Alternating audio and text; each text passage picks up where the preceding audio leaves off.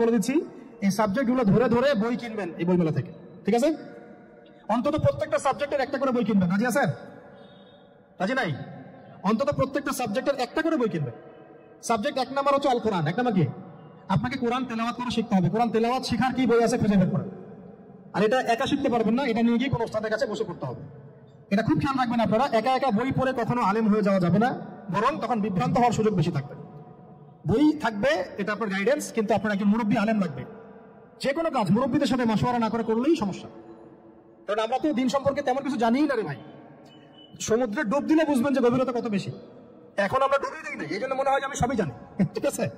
ডুব না দিলে আমার কাছে মনে হয় আমি তো সবই জানি। ডুব দিলে বুঝবেন যে আপনি কিছুই জানেন না, আমি কিছুই জানি না। 1 নম্বর সাবজেক্ট কোরআনের তেলাওয়াত শিখতে হবে। রাজি আছেন তো ইনশাআল্লাহ? তাহলে এই বইগুলো কিনেন। 2 নম্বর হচ্ছে এই কোরআনের মানে ব্যাকরণ শেখার বইগুলো কিনবেন। কোরআনের ব্যাকরণ শেখার আরবি ভাষা সাহিত্যের বই কিছু কিনবেন। এই বইগুলো আপনাকে ওস্তাদের কাছে গিয়ে পড়তে হবে, ঠিক আছে? এরপরে কিনবেন কোরআনের কিছু তাফসীর, সহজ, মনে করেন একটা তাফসীর নেন সহজ। কেউ মারিফুল কোরআন কিনেছেন, হয়তো কেউ সহজে অনুবাদ হয়েছে জালালাইন একটা কিনেছেন, কেউ হয়তো তাওজিহুল কোরআন কিনেছেন। একটা তাফসীর বাসায় রাখেন অন্তত, ঠিক আছে? এটা হলো 3টা। 4 নম্বর হচ্ছে হাদিসের অন্তত একটা বই কিনেন আজকে। হাদিসের সহজ কিতাব কিনবেন। অনেকে দেখা যায় যে ভাই একেবারে হেদায়েত পেয়ে সহিহ বুখারী নিয়ে বসে যান, একেবারেই গলত কাজ আপনার, এটা একেবারেই গলত কাজ। সহিহ বুখারী পড়তে গেলে 12 বছর সময় লাগে মানুষের। ওই লেভেলে যাইতে একটা মানুষের 12 বছর সময় লাগে। ওটা সবার প্রথমে ওটা খুললে তো আপনি হাদিস বুঝবেনই না, মনে হবে যে হাদিস কোরআনের সাথে সাংঘর্ষিক, এরকম মনে হবে। সহজ থেকে এক লাফে কি আমরা ক্লাস 10-এ যাই? আগে তো ক্লাস 1-এ ভর্তি হয়েছেন, তাহলে হাদিসের শাস্ত্রে আসছেন, আগে বুখারী ধরতে গেলেন কেন? সবার আগে আপনি মৌলিক কিছু হাদিস আরবাইন কিনেন, ফয়জুল কালাম কিনেন, আস্তে আস্তে আপনি বুলবুল মারামে যান, রিয়াদুস সালিহিনে যান, মিশকাতে যান, আস্তে আস্তে আপনি তিরমিজি নাসাই করতে করতে সহিহ বুখারীতে যাবেন, সমস্যা নাই, ঠিক আছে? হাদিস আরেকটা বললাম, কটা হলো? 4টা 5টা। হ্যাঁ, আগে কোরআন, আরবি ভাষা সাহিত্য, তারপরে তাফসীর আর হাদিস, 4টা বলেছে। 5 নম্বর হচ্ছে সিরাত। 5 নম্বর কি? নবীর জীবনী যে পড়ে নাই সে নবীকে চিনে না। নবীর জীবনী না পড়লে না কোরআন বুঝতে পারবে না আর হাদিস বুঝতে পারবে। নবীর জীবনী অন্তত একটা বই কিনে যান এখান থেকে, অন্তত একটা। 60টা কি 70টা নবীর জীবনী আছে এই বইমেলাগুলোতে, খুলে দেখেন। আমার কাছে সবগুলোই আছে। এই চট্টগ্রামে ভাইরা যখন ছিলেন লালখানে কদিন আগে, আমি ভাইদের কাছ থেকে বই কিনেছি, নিজে কিনেছি প্রায় 70,000 টাকা একদিনেই। আর ওনারা আমাকে হাদিয়া দিয়েছেন মনে হয় আরো 30,000 টাকা হবে। তো এক পুরো বই ব্যাগ গাড়ি ভর্তি। তো প্রায় 60, আমি ঘুরে দেখলাম যে প্রায় 50 থেকে 60টা সিরাতের কিতাব আছে বাজারে। আমি গতকালকে একটা হাদিস মুতালা করছিলাম সুদ সংক্রান্ত। নবীজি বলেছেন সাল্লাল্লাহু আলাইহি ওয়াসাল্লাম যে একটা যুগ আসবে সামনে, সুদবিহীন কোনো মানুষই চলতে পারবে না। যে চলতে চাইবে তার গায়েও সুদের ছিটা ফোটা গিয়ে লাগবে। আসে নাই সেই যুগ? এই পৃথিবীতে কি আগে মানুষ ছিল? এই পৃথিবীতে আগে কি ছিল তাহলে বলেন? হ্যাঁ, মাশাআল্লাহ, এই পৃথিবীতে আগে কি ছিল? এখন এর নাই। সবার সাথেই কিন্তু একটা করে আছে, কমপক্ষে কয়টা করে? সবার সাথে কমপক্ষে একটা করে। আর কোন কোন জায়গা আছে যেখানে জিনের বড় বড় আখড়া আছে। পৃথিবীতে যে জায়গাগুলো থেকে ইসলাম বিরোধী অপতৎপরতাগুলো চলে, ওখানে জিনের আখড়া বেশি আছে। কথা বুঝতে পারছেন? তো জিন জাতিকে আল্লাহ পাক ধ্বংস করে দিয়েছেন তাদের পাপের কারণে, আল্লাহ দ্রোহিতার কারণে, অবাধ্যতার কারণে। এখন আল্লাহ রাব্বুল আলামিন ইরাদা করলেন পৃথিবীতে আমাদেরকে সৃষ্টি করবেন, মানে মানুষকে সৃষ্টি করবেন। আল্লাহ পাক তার সমস্ত ফেরেশতাদেরকে একত্রিত করলেন। ঘটনাটা কিন্তু খুব ইন্টারেস্টিং। আমি জানি এখানে ওলামায়ে কেরামও আছেন, তবে আমি সবার জন্য প্রযোজ্য হয় এমন কথা বলারই চেষ্টা করছি, কারণ অনেকে হয়তো এগুলো নাও জানতে পারে। তো আল্লাহ পাকের ভাষায় আমি যদি বলি, আল্লাহ রাব্বুল আলামিন বলছেন, আউযু বিল্লাহি মিনাশ শাইতানির রাজীম, ওয়া ইয ক্বালা রাব্বুকা লিল মালায়েকা ইন্নী জাইলুন ফিল আরদি খলিফা। হে নবী মুহাম্মদ সাল্লাল্লাহু আলাইহি ওয়াসাল্লাম, তুমি স্মরণ করো সেই সময়ের কথা যখন আল্লাহ তোমার রব সমস্ত ফেরেশতাদেরকে ডেকে বলেছিলেন যে ইন্নী জাইলুন ফিল আরদি খলিফা, আমি জমিনে মানে পৃথিবীতে আমার খলিফা পাঠাতে চাই। কি পাঠাতে চাই? আরো জোরে বলেন। আল্লাহ পাক বলেননি পৃথিবীতে মানুষ পাঠাতে চাই, পৃথিবীতে নতুন কোন মাখলুক পাঠাতে চাই। আমাদেরকে আল্লাহ পাক সম্মানের শব্দে সম্মানিত করেছেন, বিশেষায়িত করেছেন। আমাদেরকে বলেছেন আমরা আল্লাহর খলিফা, আমরা আল্লাহর খলিফা। এখন আমরা আল্লাহর খলিফা, কিন্তু পৃথিবীতে মানুষ খিলাফা শব্দ সহ্য করতে পারে না। হ্যাঁ, কি অদ্ভুত না? এটা কোরআনের কি শেষের দিকে আছে না প্রথম দিকে আছে? সূরা বাকারার একদম শুরুর দিকে 3টা 4টা 5টা পৃষ্ঠা উল্টালে দেখবেন এই একটা আছে। কোরআন তাহলে শুরু থেকে কখনো খুলেও দেখেনি সে ব্যক্তি, প্রমাণ হলো এটা যে খুলেও দেখেন, অথবা দেখলেও সে এড়িয়ে গেছে। আল্লাহ পাক আমাদেরকে বললেন যে পৃথিবীতে আমি আমার খলিফা পাঠাতে চাই। তাহলে আদম আলাইহিস সালামকে আল্লাহ পাক মুহাব্বতের শব্দে, সম্মানের শব্দে বিশেষায়িত করলেন, কি বলে? সুবহানাল্লাহ, সুবহানাল্লাহ। আর খলিফা কাকে বলে এটা আমি আপনাদেরকে বোঝাচ্ছি একটা দোয়া থেকে, একটা দোয়া থেকে। এই যে গাড়িতে করে আমরা বাসা থেকে আসলাম, যখন কোনো সফরে যাই আমরা একটা দোয়া পড়ি, সুবহানাল্লাযী সাখখারা লানা হাযা ওয়া মা কুন্না লাহু মুকরিনিন ওয়া ইন্না ইলা রাব্বিনা লামুনকালিবুন। এতটুকু তো পড়ি নাকি? বাইরে পড়তে হবে। বইমেলা এসেছে শুধু লেকচার শোনার জন্য না, ছবি তোলার জন্য না। আজকে জীবনটা পরিবর্তন করার নিয়ত করে যেতে হবে, ঠিক আছে ভাই? বই প্রকাশ করা, ছাপানো, বিক্রি করা, লেখা, এর চেয়ে বড় কথা আমার জীবনটা ইলমের আলোয় আলোকিত করা। আমি বই লিখলাম ধরেন একটা, আমার মধ্যে সেই আমল নাই, লাভ নাই, লাভ আছে? আমি বই ছাপাইছি 100, 200, 500, 1000, আমি নিজেই আমল করি না, হবে? আগে আমল, আমল জরুরি। ইলমের সাথে আমলটা খুব বেশি জরুরি। আলেম তাকেই বলা হয় যে ইলম অনুযায়ী আমল করে। তাহলে আল্লাহ বলেন লিমা তাকুলুনা মা লা তাফআলুন, তোমরা এমন কাজ, এমন কথা কেন বলো যে আমল নিজেরাই করো না? কাবুরা মাকতান ইনদাল্লাহ আন তাকুলু মা লা তাফআলুন, আল্লাহর কাছে সবচেয়ে গর্হিত একটা অপরাধ তোমরা একটা কথা বলবা কিন্তু আমল করবে না। তো দোয়াটা মুখস্থ করবেন। এই দোয়ার নিচে একটা অংশ আছে, আল্লাহুম্মা আনতা সাহিবু বিস-সাফারি। আমার কথাটা শুনেন, খলিফার অর্থটা বুঝেন। অনেকে তো অনেকভাবে ব্যাখ্যা করে, খলিফাতু ফিল আহলি ওয়া মালি। আল্লাহ আমি তো বাসায় নাই, আমার বাসার আহাল মালের খলিফা হচ্ছে তুমি আল্লাহ। তাহলে খলিফা শব্দটি কি বুঝলেন? আল্লাহ আমার বাসার আহাল মালের খলিফা মানে কি? আমার স্থলাভিষিক্ত তুমি আল্লাহ। আমি ওখানে নাই বাসায়, আমি সফরে বের হয়ে গেছি, আমার স্ত্রী, আমার সন্তান, আমার মাল, আমার জান, এগুলোর দায়িত্ব তোমার, তুমি খলিফা। কত চমৎকার দোয়া। তাহলে পৃথিবীতে আমি আমার খলিফা পাঠাতে চাচ্ছি, তার অর্থ কি? আল্লাহ রাব্বুল আলামিন এই পৃথিবীতে আমাদেরকে তার প্রতিনিধি বানিয়েছেন। সুবহানাল্লাহ, সুবহানাল্লাহ। তাহলে আমরা নিজেদের আত্মপরিচয় ভুলে গেলাম যে আমরা আল্লাহর প্রতিনিধি পৃথিবীতে, তাই না? আমরা এখন আব্রাহাম লিঙ্কনের পূজা করতেছি। আব্রাহাম লিঙ্কনের পূজা তো বুঝেন না আপনারা, এটা হচ্ছে ওই সেকুলার ডেমোক্রেসি পূজা। আল্লাহ পাক বলছেন ওয়াল্লামা আদামাল আসমাআ কুল্লাহা, আল্লাহ বলছেন আমি আদমকে এই মহাবিশ্বের যত নাম আছে, নাম, নাউন্স, ইসম, সব শিক্ষা দিয়েছি। সুবহানাল্লাহ। এই মহাবিশ্বের যত নাউন্স, নাম, এখানে ইসম শব্দের অর্থ কিন্তু জ্ঞান। ইসম মানে কি? এখানে জ্ঞান। মহাবিশ্বের যে জ্ঞানগুলো আছে এই জ্ঞানগুলো আল্লাহ পাক আমাদের আদি পিতাকে শিক্ষা দিয়েছেন। আমাদের আদি পিতাকে আল্লাহ নিজে শিক্ষা দিয়েছেন। সৃষ্টিগতভাবে আমরা জ্ঞানী ছিলাম না, আল্লাহ পাক আমাদেরকে জ্ঞান শিক্ষা দিয়েছেন। আমরা ফিলোসফির বইগুলো খুললে দেখবেন ওখানে বুদ্ধিবাদ নামে একটা মতবাদ আছে। মানে তারা বলে যে মানুষ সৃষ্টিগতভাবেই একজন বুদ্ধিদীপ্ত প্রাণী। এটা ভুল কনসেপ্ট। সৃষ্টিগতভাবে আমাদের মধ্যে জ্ঞান ছিল না, আল্লাহ পাক আমাদেরকে জ্ঞান শিক্ষা দিয়েছেন। বুঝতে পারছেন? আরেকটা মতবাদ তাদের আছে অভিজ্ঞতাবাদ, মানে মানুষ অভিজ্ঞতা থেকেই শিখে। আরেকটা আছে সমন্বয় মতবাদ, আপনারা দেখলে অনেকে পড়েছেন হয়তো। এর বাইরে যে একটা মতবাদ আছে যে আল্লাহর পক্ষ থেকে ওহী ভিত্তিক মানুষ জ্ঞান শিখে, এই মতবাদ কোনো দার্শনিকের বইয়ে স্থান পেল না। কি আফসোস, কি আফসোস। অথচ মুসলিম হয়ে দার্শনিক তারা, আমরাও পড়েছি না 4 বছর। এই কারণে গেলে কি আফসোস, আল্লাহ পাকের ওহীর পক্ষ থেকে যে জ্ঞান আসতে পারে এইটা কনসেপ্টই নেই। অথচ এখানে কোরআনে আল্লাহ পাক বলছেন ওয়াল্লামা আদামাল আসমাআ কুল্লাহা, আমি আল্লাহ আদমকে সমস্ত নাম শিক্ষা দিয়েছি। সুবহানাল্লাহ। এরপরে এই যে জ্ঞান আদম আলাইহিস সালামকে আল্লাহ পাক শিক্ষা দিলেন, এর ফলশ্রুতিতেই আল্লাহ পাক বললেন যে ওয়াইজ কুল্লা লিল মালাইকা উসজুদু লি আদম, হে ফেরেশতারা তোমরা এখন আদমকে সিজদা করো। কি ফেরেশতাদেরকে দিয়ে আল্লাহ পাক আমাদের পিতাকে সিজদা করালেন কিসের মানদণ্ডে? কিসের কারণে? জ্ঞানের কারণে। জ্ঞানের কারণে ফেরেশতাদেরকে আল্লাহ পাক বললেন যে এই নামগুলো বলে দাও তো তোমরা। তারা বলতে পারলো না, তারা বলল লা ইলম, আল্লাহুম্মা লা ইলমা লানা ইল্লা মা আল্লামতানা, আল্লাহ আমাদের তো সেই জ্ঞান নাই, শুধু ওইটুকু জ্ঞান আছে যা আপনি আমাদেরকে শিখিয়েছেন। তখন আল্লাহ পাক বলেছিলেন যে আমি যা জানি তোমরা তা জানো না, আমি তো বলি নাই যে আমি আসমান জমিনের গায়েবের সব খবর জানি। তখন আল্লাহ বললেন যে তোমরা সবাই সিজদা করো আদমকে। তাহলে আমাদের পিতাকে খলিফা করা হলো, জ্ঞান শেখানো হলো, আল্লাহ পাক নিজে শেখালেন, ফেরেশতার মণ্ডলীদের দিয়ে সিজদা পর্যন্ত করালেন। কিসের মানদণ্ডে? আরো আসতে বলেন, জ্ঞানের মানদণ্ডে। এখন যদি আমরা একটু প্রশ্ন ছুড়ে দিই নিজ নিজ বিবেকে, আমরা কি সেই ওহীর 10টা সূরাও শিখেছি? 10টা পারা কি পড়া হয়েছে কখনো? 10টা সূরারও কি অর্থ জানি?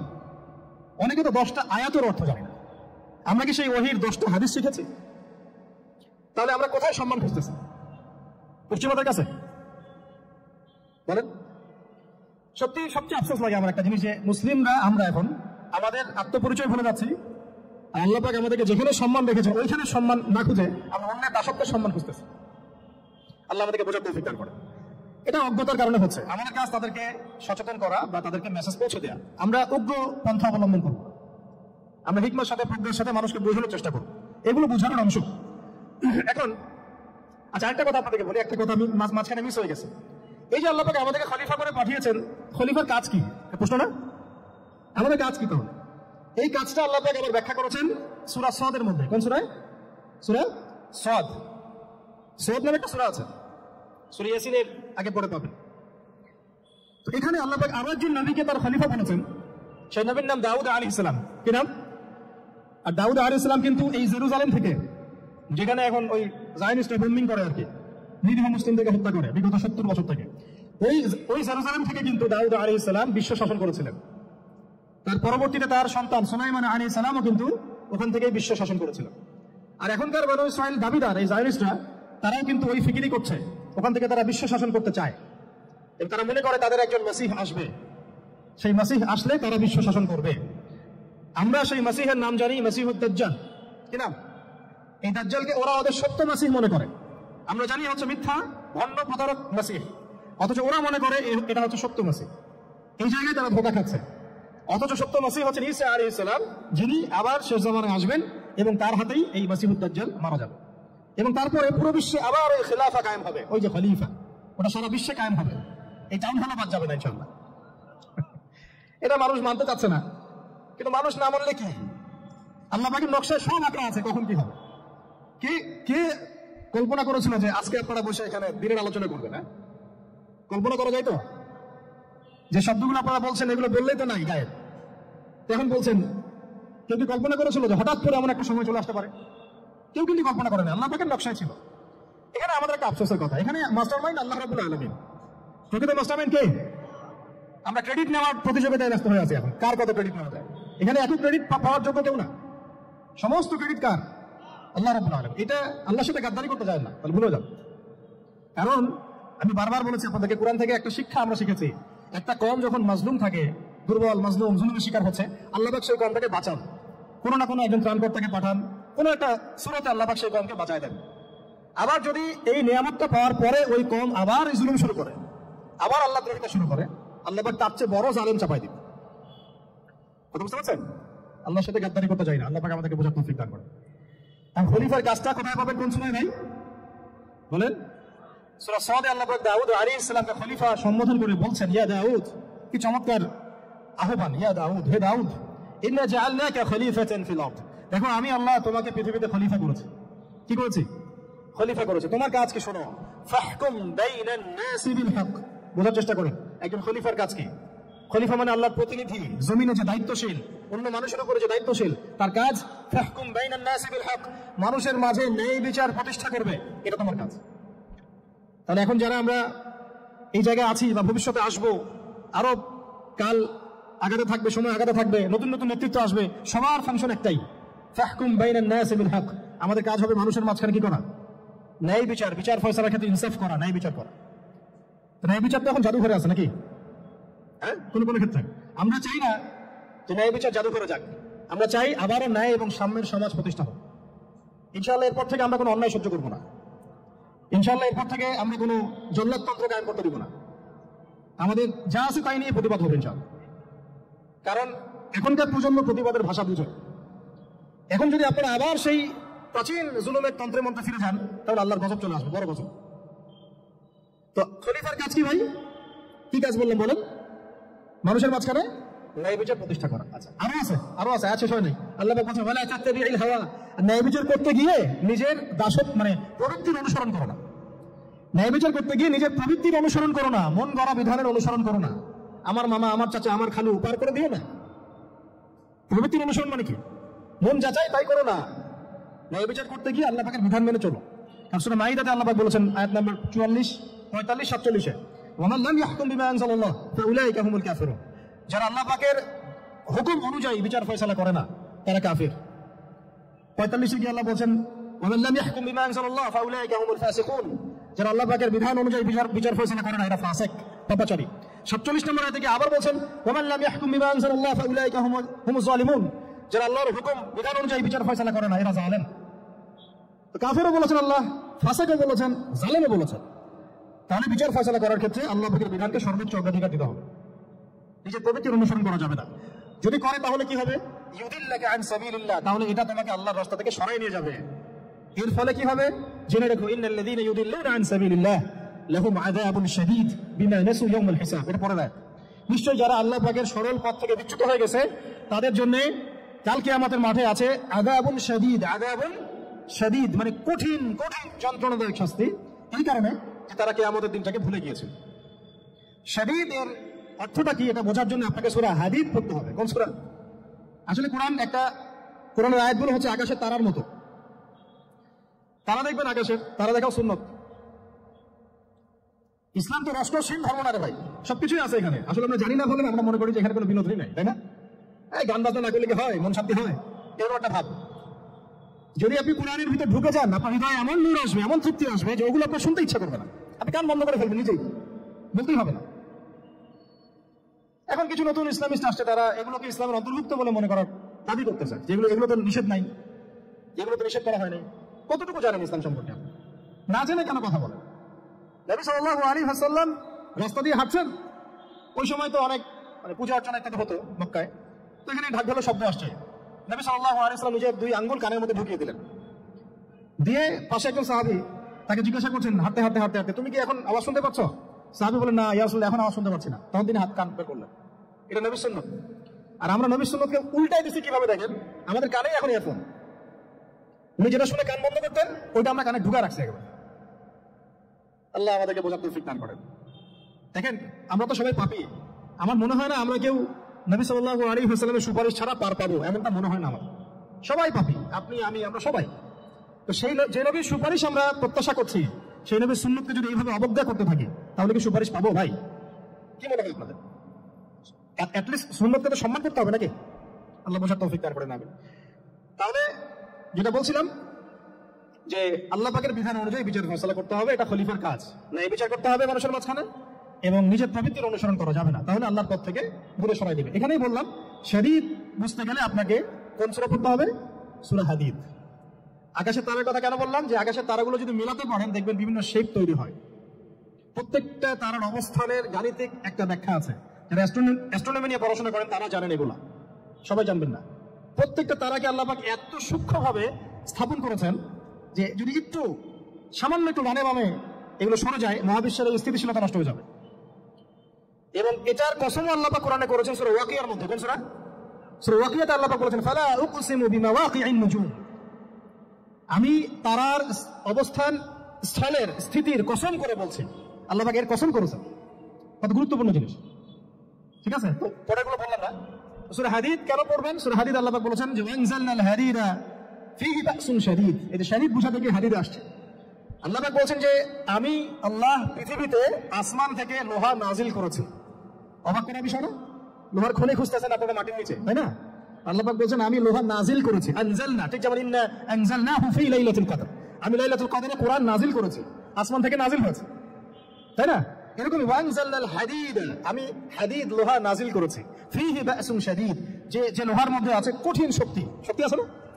আয়রন যে অণু পরমাণুগুলো, এগুলোর শক্তি সবচেয়ে বেশি না? কেমিস্ট্রি তো আপনারা পড়েছেন। তাহলে এখন আল্লাহ পাক বলেছেন কিয়ামতের দিন তাদের জন্য আযাবুন শাদীদ, যারা আল্লাহ পাকের খলিফার দায়িত্ব পালন করবে না, যারা খলিফার দায়িত্ব পেয়েও ন্যায় বিচার করবে না, ইনসাফ করবে না, প্রবৃত্তির অনুসরণ করবে, ঠিক আছে, আল্লাহর পথ থেকে বিচ্যুত হয়ে যাবে, তাদের জন্য কিয়ামতের মাঠে এই শাস্তি আছে। তাহলে আমরা কি খলিফা শব্দ বুঝতে পারলাম? আমাদের পিতা যে খলিফা এটা কি বুঝতে পারলাম? তাহলে এখন বলেন তো প্রত্যেক নবী কি আল্লাহর খলিফা ছিলেন না? ছিলেন কিনা? প্রত্যেক নবী কি আল্লাহর বিধান দিয়ে বিচার ফয়সালা করেন নাই? মানুষের মাঝখানে ইনসাফ করেন নাই? ন্যায় বিচার প্রতিষ্ঠা করেন নাই? এরপরে সাহাবায়ে কেরামের যুগে তারা কি ন্যায় বিচার প্রতিষ্ঠা করেন নাই?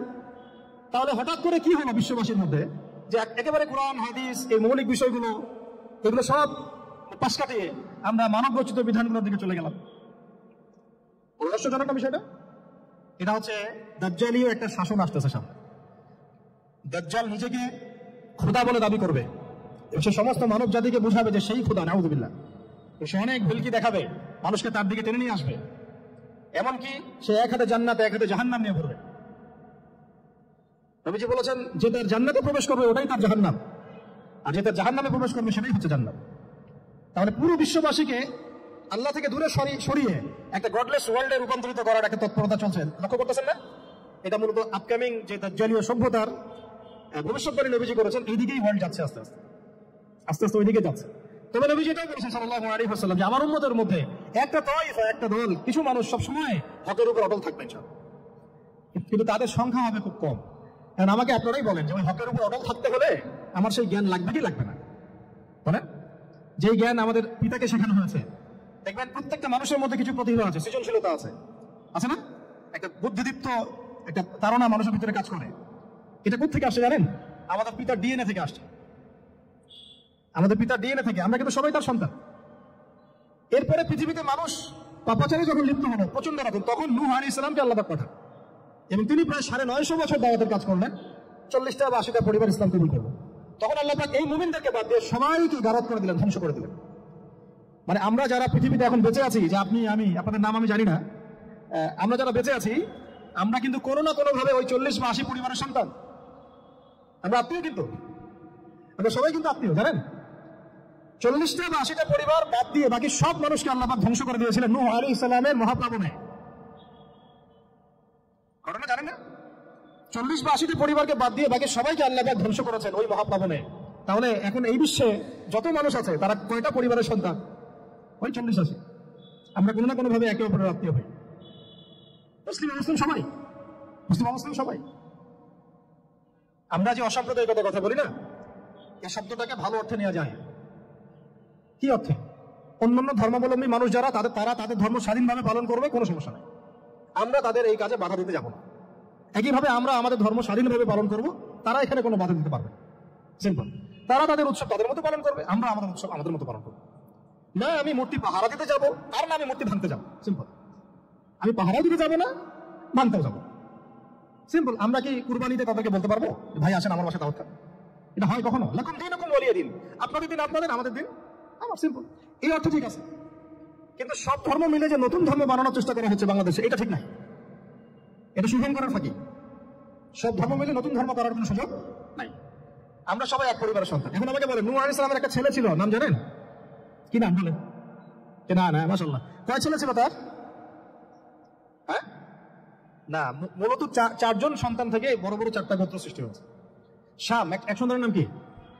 এটাকে কেন্দ্র করে এই যে কন্টিনেন্টে, পুরো আরাবিয়ান কন্টিনেন্টে যত মানুষ তার বংশধর, ঠিক আছে? হাম একটা সন্তানের নাম হাম। এখান থেকে আফ্রিকার যে কালো কালো মানুষগুলো সব তাদের বংশধর। একটা হচ্ছে ইয়াফাস, ইউরোপিয়ান যারা সাদা চামড়া, সব এদের বংশধর। আরেকটা যে কেনা, এই ছেলেটা কি বলেছিল? বাবা ডাকছে নৌকায় আসো তাড়াতাড়ি, নৌকায় আসো তাড়াতাড়ি, না হলে আজকে আল্লাহ পাক আযাব দিয়ে ধ্বংস করে দিবেন। সে নবীর সন্তান হওয়ার পরেও আল্লাহ প্রদত্ত ওহীর জ্ঞানকে মূল্যায়ন না করার কারণে ধ্বংস হয়ে গেল। আমি 40টা বা 80টা পরিবার নাজাত পেল কিভাবে? আল্লাহর পক্ষ থেকে নাজিলকৃত ওহীর জ্ঞানকে প্রাধান্য দিয়ে আনুগত্য করে।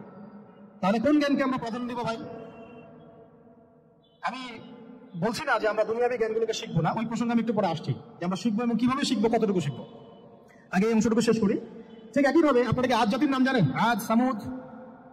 ওই যে সৌদি আরব এখন যেখানে লাইন বানাচ্ছে, লাইন প্রজেক্ট, ওই আলোলা বলে, আলোলা লাইন প্রজেক্ট বানাচ্ছে, দেখবেন অনলাইনে। ওই জায়গা দিয়ে নবী সাল্লাল্লাহু আলাইহি ওয়াসাল্লাম তাবুক যুদ্ধের সময় গিয়েছিলেন।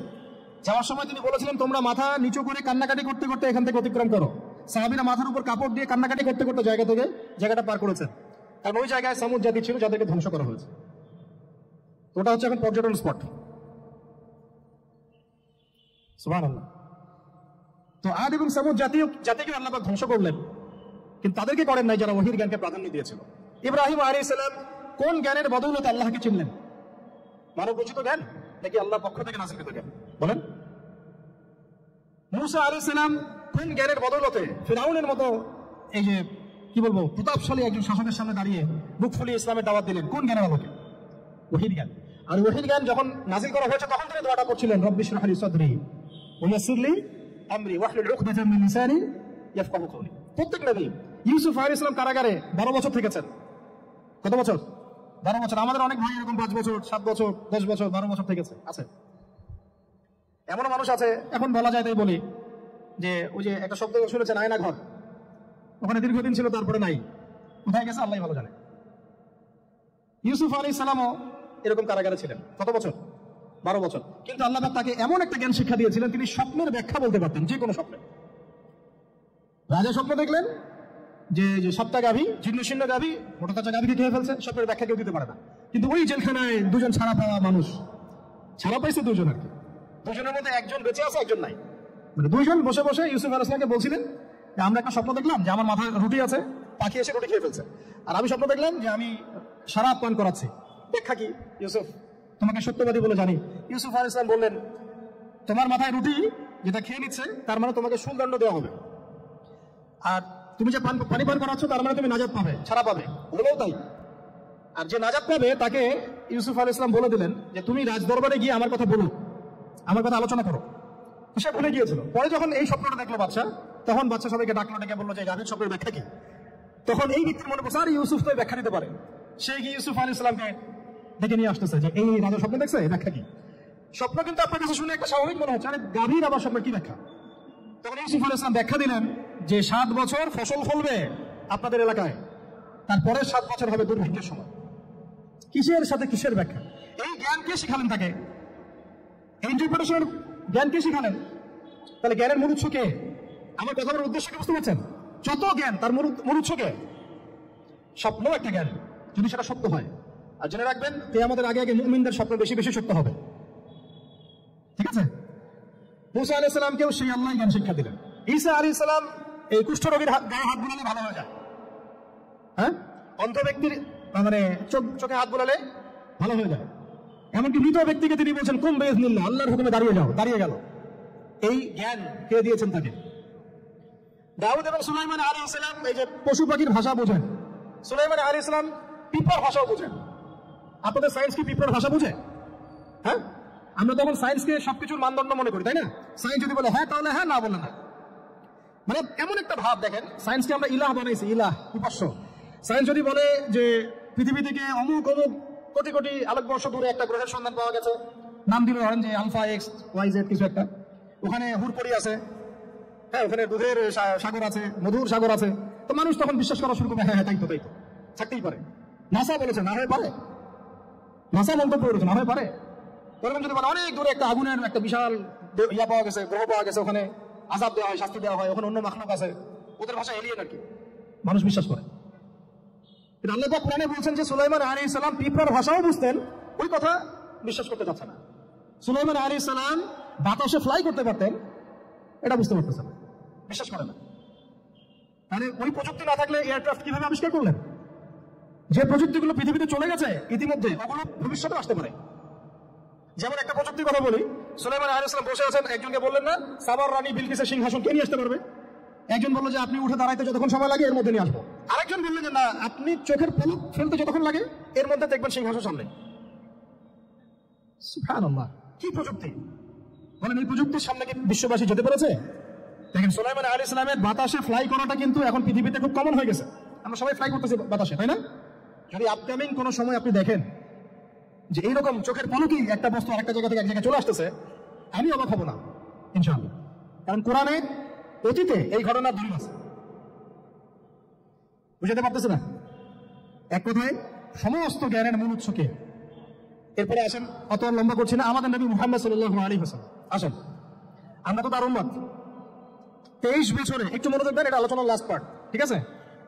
23 বছরে তিনি পুরো জাহেলিয়াতকে পরিবর্তন করে দিয়েছেন। কত বছরে? 23 বছর। আপনারা কি জানেন যে আইয়ামে জাহিলিয়াতে আসলে কি কি সমস্যা ছিল? কেন এই যুগটাকে আমরা জাহিলিয়াত বলি? বেসিক্যালি 5-6টা সমস্যা ছিল। কয়টা? 5-6টা। এক নম্বর শিরক। এক নম্বর কি? আমার সাথে বলেন। শিরক আমাদের ওয়ার্ল্ডে নাই, এটা গ্লোবাল শিরক চলতেছে এখন। শুধু ধর্মীয় শিরক চলতেছে না, কিন্তু এখন শিরক হচ্ছে পলিটিক্সে, শিরক হচ্ছে ইকোনমিক্সে, শিরক এডুকেশনেও আছে, শিরক কালচারের মধ্যেও আছে। কথাগুলো বুঝতে হবে একটু গভীরভাবে। তখন সমস্যা ছিল রিবা, সুদ। এখন নাই। রিবা ছাড়া কোনো সিস্টেম আছে এখন ওয়ার্ল্ডে? আমি গতকালকে একটা হাদিস মোতালা করছিলাম সুদ সংক্রান্ত। নবীজি বলেছেন সাল্লাল্লাহু আলাইহি ওয়াসাল্লাম যে একটা যুগ আসবে সামনে, সুদবিহীন কোনো মানুষই চলতে পারবে না। যে চলতে চাইবে তার গায়েও সুদের ছিটা ফোটা গিয়ে লাগবে। আসে নাই সেই যুগ? সুবহানাল্লাহ, কিভাবে তিনি এত স্পেসিফিকলি কথাগুলো বলতে পারেন? নিশ্চয়ই তিনি এমন একজন সত্তার কাছ থেকে জ্ঞান পেয়েছেন যিনি সব জানেন, অতীত বর্তমান ভবিষ্যৎ, তাই না? এমনকি নবীজি বলেছেন ইমামুল মাহদির সময় যে 10 জন ঘোর সাওয়ার বের হবে এবং তারা গিয়ে খোঁজ নিতে যাবে যে দাজ্জাল বের হয়েছে কিনা, নবীজি বলেছেন আমি সেই 10 জনের নামও জানি, তাদের বাবার নামও জানি। সুবহানাল্লাহ, সুবহানাল্লাহ। কিয়ামতের মাঠে আলী রাদিয়াল্লাহু আনহু, আবু বকর রাদিয়াল্লাহু আনহু, ওমর, ওসমান রাদিয়াল্লাহু আনহুম আজমাইন, তাদের হিসাবটা কেমন হবে ওইটাও নবী সাল্লাল্লাহু আলাইহি ওয়াসাল্লাম আগেই বলে দিয়েছেন। সবচেয়ে দ্রুত হিসাব হবে এই উম্মতের আলী ইবনে আবি তালেব রাদিয়াল্লাহু আনহু। যাবেন বেরাবেন শেষ। কি মানুষ, তার জীবনটা পড়ে দেখবেন। আমি শেষের দিকে বলে দিব আপনাদেরকে আজকে, এবং এটা রেকর্ডেড থাকবে, ইনশাআল্লাহ অনলাইনে দিয়ে দিব, যে আপনারা কোন কোন সাবজেক্টের বই কিনবেন। বই মেলাতে শুধু মানে আসলেন একটা র্যান্ডমলি বই কিনলেন এমন না, টপিক ধরে ধরে সাবজেক্ট ওয়াইজ বই কিনতে হবে। ঠিক আছে ভাই? বই কেনার পিছনে টাকা পয়সা খরচ যদি না করেন, মানে দিনের জন্য অর্থ ব্যয় করার মানসিকতা না থাকে, এলেম পাওয়া যাবে। অনেক মুহাদ্দিস নিজের গায়ের জামা খুলে দিয়ে পর্যন্ত বই নিয়ে বাসায় গিয়েছে, জানেন? তাদের সমস্ত সম্পত্তি বিক্রি করে দিয়েছেন বই কেনার জন্য। আজকে সকালে আমাদের এক ভাই মোজাকারা করছিলেন যে আমারই অবস্থা আছে। বাংলাদেশে অনেক বরেণ্য একজন আলেম দিন, প্রবীণ আলেম দিন, তার কথা আলোচনা হচ্ছিল যে তিনি কিতাব পড়তে পড়তে পড়তে হঠাৎ একটা কিতাব তিনি খুঁজে পাচ্ছেন না। তো ছাত্রদেরকে পাঠালেন যে খুঁজে নিয়ে আসলে কোথায় আছে, কেউ খুঁজে পায় না। তিনি নাকি ওযু করে এসে নামাজ 2 রাকাত নামাজ পড়ে বাচ্চার মতো হাউমাউ করে কান্নাকাটি শুরু করলেন। আল্লাহ, আমার সে কিতাব কোথায় গেল, আমার কিতাবটা এনে দাও। তালেবুল ইলম কাকে বলে দেখেন, ইলমের তালেব, ইলমের ছাত্র কাকে বলে? এই যে ইলমের ছাত্র, আমরা কি ছাত্র হতে পারছি? একটা বইয়ের দাম যদি দেখি 100 টাকা, বাস আমাদের গায়ে লাগে। 100 টাকা দিয়ে তো আপনার গার্লফ্রেন্ডকে নিয়ে বসতে গায়ে লাগে না, বসলে তো 500 টাকা চলে যায়। জিনা থেকে বাঁচতে না পারলে কলমে আল্লাহ নূর আসবে না। আল্লাহ পাক আমাদের কথা বলে বোঝার তৌফিক দান করেন, আমিন। জিনা, আবার বলছি, জিনা থেকে বাঁচতে হবে, অন্যথায় কলমে নূর আসবে না। আল্লাহ পাক আমাদেরকে বোঝার তৌফিক দান করেন, আমিন। কোথায় ছিলাম ভাই? বলেন। 1 নম্বর কি ছিল? শিরক। 2 নম্বর রিবা, সুদ। ওইটা বলতে গিয়ে হাদিসটা কথা বলেছিলাম। এই সুদটা কি এখন বেশি না কম?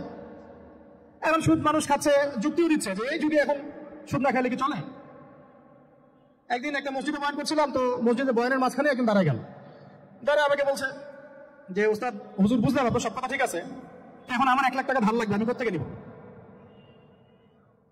বলেন, উত্তর দিবেন কি? হ্যাঁ, সুদের ক্ষতিকর বিষয়গুলো যেমন বলতে হবে, সুদবিহীন ব্যাংকিং সিস্টেম এবং অর্থনৈতিক ব্যবস্থাও তো চালু করতে হবে। সেটা কি? সেটা হচ্ছে জাকাত। সেটা কি? জাকাত, সাদাকা এবং কর্জে হাসানা, এগুলো তো চালু করছি না আমরা শুধু কথা বলছি তাত্ত্বিক যে সুদ হারাম। আমিও তো অনেক জায়গায় বলছি, কারণ বলতে হচ্ছে, নাহলে আপনার জানাতে তো হবে। সুদের পাপের সবচেয়ে নিম্ন শাখা হচ্ছে মায়ের সাথে জিনা করা, সর্বোচ্চ শাখা হচ্ছে আল্লাহ এবং তার রাসূলের সাথে যুদ্ধ করা। একটা হাদিস বুখারীতে এরকম আসছে, বুখারীতে কি তিরমিজিতে, আমি রেফারেন্সটা ভুলে যাচ্ছি, তো হাদিসটা সহিহ। নবী সাল্লাল্লাহু আলাইহি ওয়াসাল্লাম বলেছেন, যে ব্যক্তি 1 দিরহাম সুদ খায় সে যেন 36 বার জিনা করল। আর আপনারা তো জানেন, এটা আমার বলার দরকার নাই। 4 শ্রেণীর মানুষকে নবী অভিশাপ দিয়েছেন, যে নিজে খায়, তারপরে যে সুদ দেয়, যে লিখে রাখে, যে সাক্ষী থাকে। তো আমি বলতে যাচ্ছি, আইয়ামে জাহিলিয়াতে এই সুদটা ছিল, আমাদের এই বর্তমান ওয়ার্ল্ড অ্যাফেয়ার্সে নাই। বাংলাদেশ একটা কান্ট্রি হিসেবে চিন্তা করবেন না, আপনি গ্লোবালি চিন্তা করবেন, কারণ এখন একটা দেশ স্বতন্ত্রভাবে চলতে পারে না। ওয়ার্ল্ড ব্যাংকের সাথে আপনাকে ডিল করতে হবে, IMF এর সাথে। আমি যদি প্রেসিডেন্ট হই, তা আমাকে করতে হবে, আপনি হলে আপনাকে করতে হবে। কথাগুলো তো শুধু কথা বলে লাভ নাই, আপনার বিকল্পটা কি? আসলে বিকল্প ব্যবস্থাটা কি? এটা তো মূল কথা। ইকোনমিক্স নিয়ে কতগুলো কিতাব আছে এখানে, ইসলামিক ইকোনমিক্স নিয়ে আমরা কতগুলো কিতাব ছাপাইছি, বর্তমান ওয়ার্ল্ড অ্যাফেয়ার্স নিয়ে আমরা কতগুলো কিতাব ছাপাইছি। নবী সাল্লাল্লাহু আলাইহি ওয়াসাল্লাম বলেছেন, শেষ জামানার সবচাইতে আমার উম্মতের উপর ভয়াবহ ফিতনা হচ্ছে, কিরাম বলেন? এখন আপনি আমাকে মাদ্রাসার পুরো সিলেবাসে কন্টেন্ট ফ্যাকাল্টি দেখেন, আছে কয়টা কিতাব আছে? সবচেয়ে ভয়াবহ ফিতনা নবীর মুখে, নিজের মুখে বলা, সবচেয়ে ভয়াবহ, এর চেয়ে ভয়াবহ কোনো ফিতনা আসে নাই, আসবেও না। তো এখন আপনি আমাকে বলেন যে এই ফিতনা সংক্রান্ত কতগুলো কিতাব আপনার কাছে আছে বাসায়, বলেন? তাহলে গ্যাপস আছে না আমাদের মধ্যে, গ্যাপস ফিল আপ করতে হবে। কতগুলো বড় উদ্দেশ্য হচ্ছে গ্যাপসটা ফিল আপ করা। তো এই রিবার সমস্যাটা এখনো আছে। আল্লাহ পাক আমাদেরকে রিবা মুক্ত জিন্দেগি দান করেন, আমিন। এবং আমি রিকোয়েস্ট করবো বিনয়ের সাথে, যে আমাদের ঊর্ধ্বতন কর্তৃপক্ষ যারা আছেন, শুধু একটা কাজ করেন না, একটা কাজ একটা বছর করেই দেখেন না কি হয়। প্রত্যেকটা মুসলিম, অমুসলিমদের কথা বলছেন, যেহেতু এটা খিলাফা স্টেট না, সেহেতু অমুসলিমরা এখানে জিজিয়া দিবে না। খিলাফা স্টেটে অমুসলিমরা জিজিয়া দেয়, কিন্তু খিলাফা স্টেট না, এটা ডেমোক্রেটিক স্টেট এবং সেকুলার স্টেট। শুধু মুসলিমদের কাছ থেকে যাদের নিসাব পরিমাণ সম্পদ হয়েছে জাকাত দেওয়ার, সবার কাছ থেকে রাষ্ট্রীয়ভাবে বাধ্যতামূলক জাকাত নেন, দেখেন না অর্থনীতি সচল হয় না। একটা বছর নিয়ে দেখেন না কি হয়। কেউ এই উদ্যোগ গ্রহণ করতে পারতেছে না, কেন হচ্ছে না আমরা বুঝতে পারতেছি না। কর্জে হাসানার এনজিও চালু করা যায়, আমরা অনেক সংগঠন করছি, সোশ্যাল, অরাজনৈতিক ইত্যাদি রাজনৈতিক, আমরা ইকোনমিক এনজিও খুব একটা করতে পারছি। কিন্তু এই জায়গাগুলো দখল করে ফেলছে, দেখেন কারা কারা, নাম বলতে চাচ্ছি না। যারা যারা দখল করছে তারা কিন্তু এখন রাষ্ট্রের অনেক বড় বড় জায়গায় হস্তক্ষেপ করতেছে। ইভেন ট্রান্সজেন্ডারের মধ্যে ইস্যু কিন্তু তারা ঢুকা দিচ্ছে ভিতরে। এটা নেই, উত্তরবঙ্গ জুড়ে পুরো উত্তরবঙ্গ ঘুরে আসেন, দেখেন কাদের তৎপরতা বেশি। নীলফামারীতে সফর করে দেখলাম যে ওখানে একটা গ্রামের মধ্যে 24টা এনজিও কাজ করতেছে, শুধুই সব। তারপরে মানুষ তামাক চাষ করে খাচ্ছে। একটা দল দাবি করতেছে নবী সাল্লাল্লাহু আলাইহি ওয়াসাল্লাম ছাড়াও আরো নাকি নবী আসতে পারে, নাউযুবিল্লাহ, এবং ওই যে মির্জা গোলাম আহমেদও তাদের অন্তর্ভুক্ত।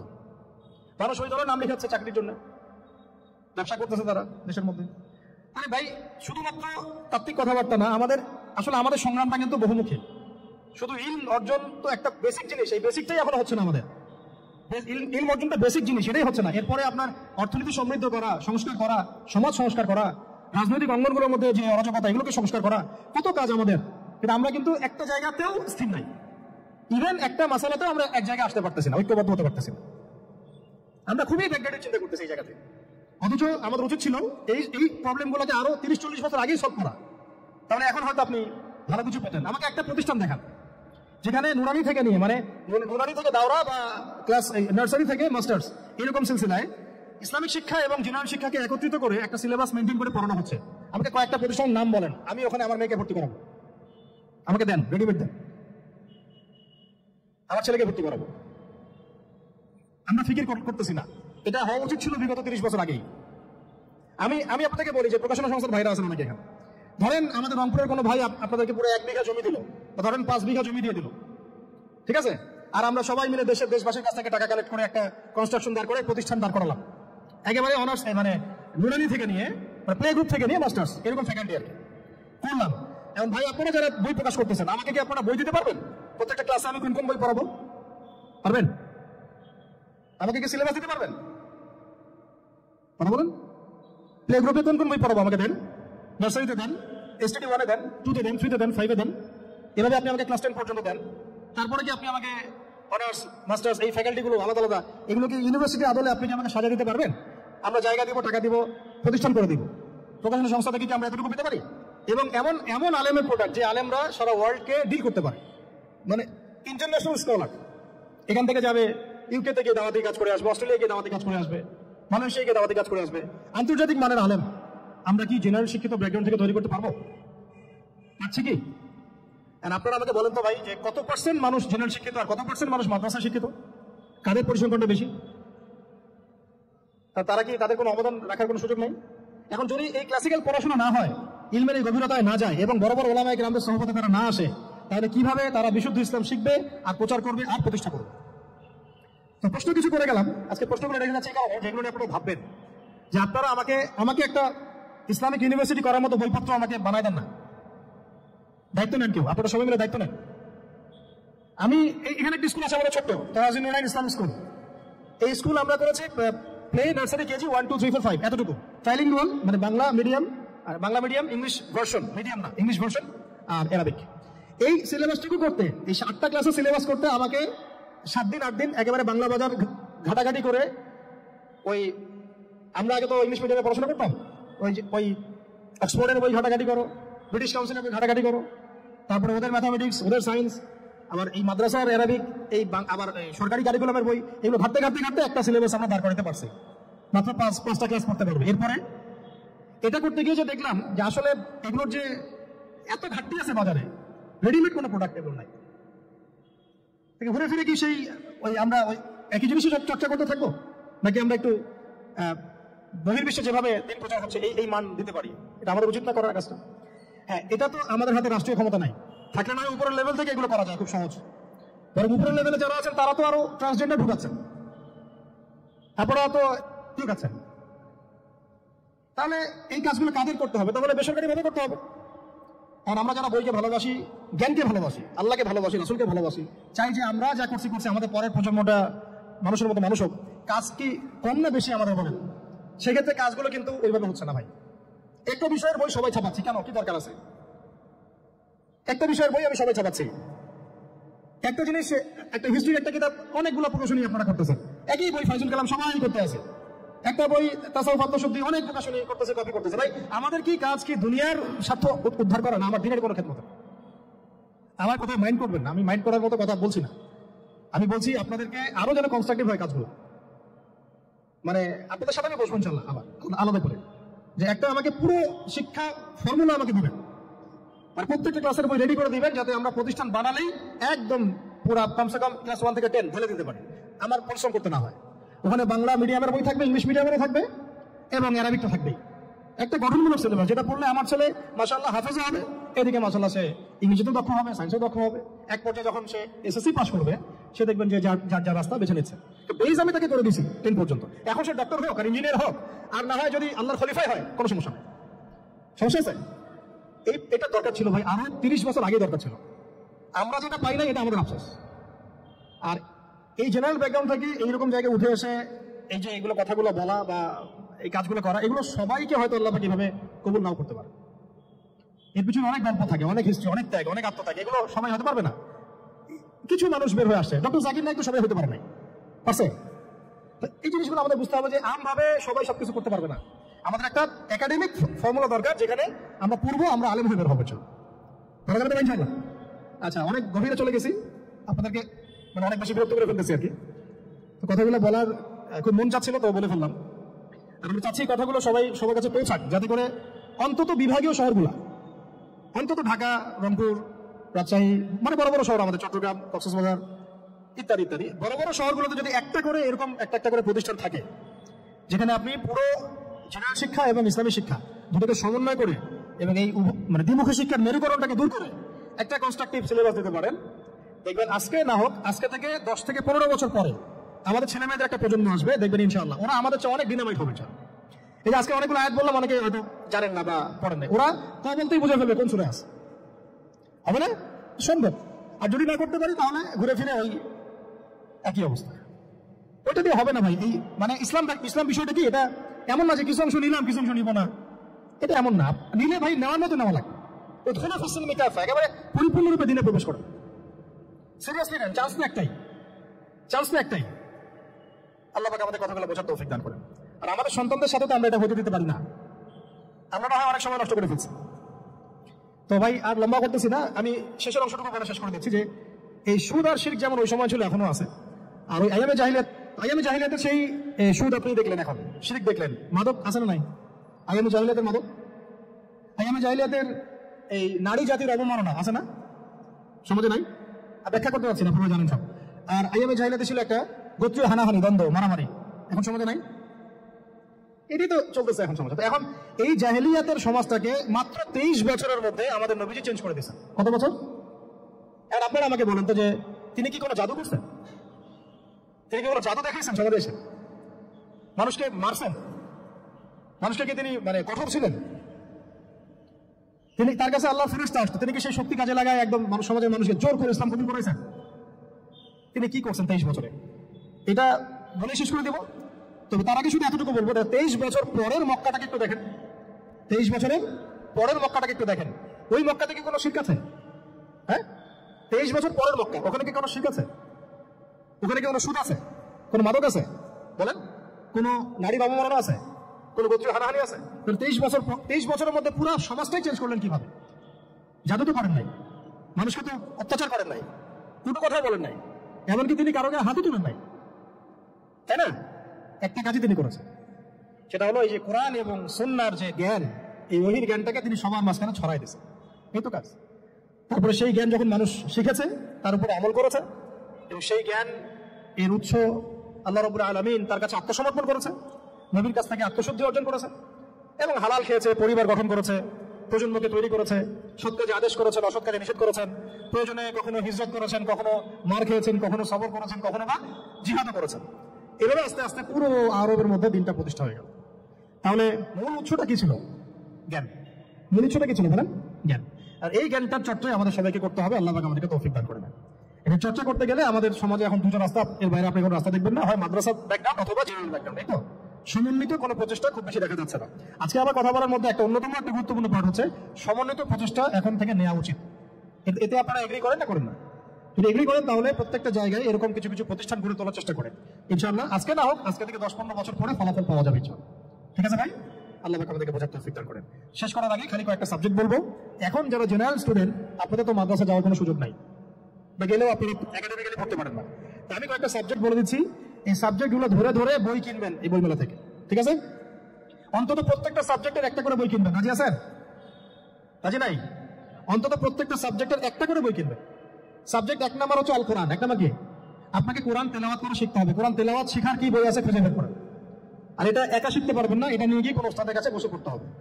এটা খুব খেয়াল রাখবেন আপনারা, একা একা বই পড়ে কখনো আলেম হয়ে যাওয়া যাবে না, বরং তখন বিভ্রান্ত হওয়ার সুযোগ বেশি থাকবে। বই থাকবে, এটা আপনার গাইডেন্স, কিন্তু আপনার একজন মুরব্বী আলেম লাগবে। যে কোনো কাজ মুরব্বীদের সাথে মাশওয়ারা না করে করলেই সমস্যা। কারণ আমরা তো দিন সম্পর্কে তেমন কিছু জানিই না রে ভাই। সমুদ্রে ডুব দিলে বুঝবেন যে গভীরতা কত বেশি।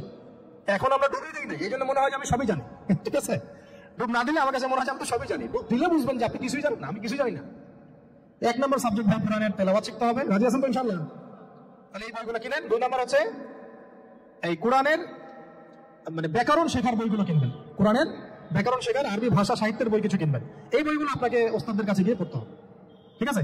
এরপরে কিনবেন কোরআনের কিছু তাফসীর, সহজ, মনে করেন একটা তাফসীর নেন সহজ।